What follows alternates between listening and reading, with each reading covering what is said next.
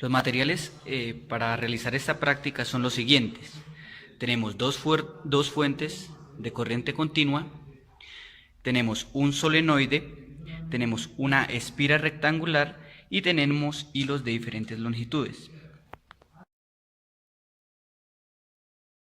Se le suministrará una corriente constante a través del solenoide, la cual va a tener una dirección especificada por la fuente de alimentación.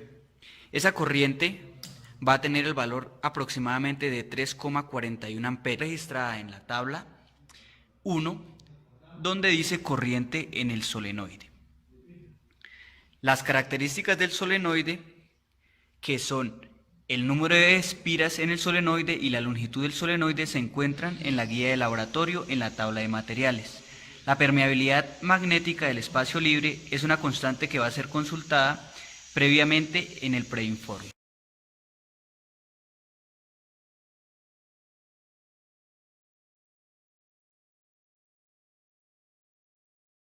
Para la dirección de la corriente en la bobina, vamos a tener en cuenta los caimanes, cómo están conectados en ella. El caimán positivo o la parte positiva de la fuente está conectado en la parte izquierda y la parte negativa en la parte derecha. Si logramos observar cómo está enrollado el filamento de cobre a través de este solenoide, vamos a observar que ese filamento está enrollado de esta manera, siendo evidente que la corriente va a tener una dirección de positivo a negativo. Siguiendo con esto y analizando la ley de la mano derecha, observamos que si la corriente va a tener esta dirección, el campo magnético en el interior del solenoide va a estar dirigido en este sentido.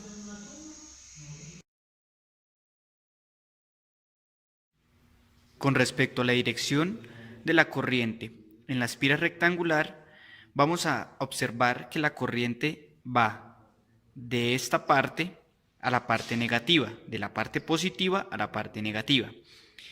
Tenemos que tener en cuenta que esa corriente suministrada a la espira va a tener un recorrido solamente por el interior de la espira, por el orillo que está introducido en el solenoide. O sea que el circuito de la corriente va a ser este sentido, por el interior de la espira, tiene esta trayectoria.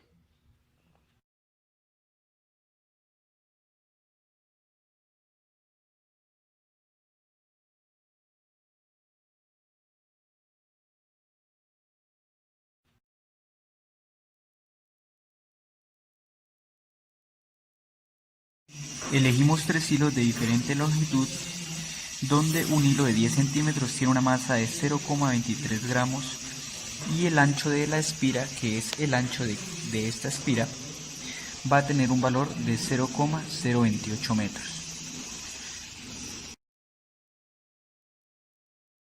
Para registrar los datos de la tabla 2, vamos a registrar el ancho de la espira y vamos a registrar el peso de cada uno de los hilos previamente seleccionados. Recordando que una vez registrados los datos de cada uno de los hilos, fueron registrados sus masas. Acá vamos a registrar el peso. Las unidades en las cuales vamos a trabajar van a estar en el Sistema Internacional de Medidas. Vamos a colocar uno a uno los hilos al extremo de la balanza y vamos a pasar una corriente en el solenoide y vamos a pasar una corriente en la espira. Vamos a aumentar el valor de la corriente en la espira de modo tal que va a existir una fuerza magnética que va a estabilizar la balanza. Una vez estabilizada esta espira, vamos a registrar el valor que estabiliza la espira. En el hilo 2 hacemos el mismo procedimiento. Vemos que de nuevo se desestabiliza la espira y vamos a aumentar el valor de corriente de modo tal que existe una fuerza magnética que estabiliza la espira. Una vez estabilizada la espira, vamos a registrar el valor de la corriente que estabiliza la misma.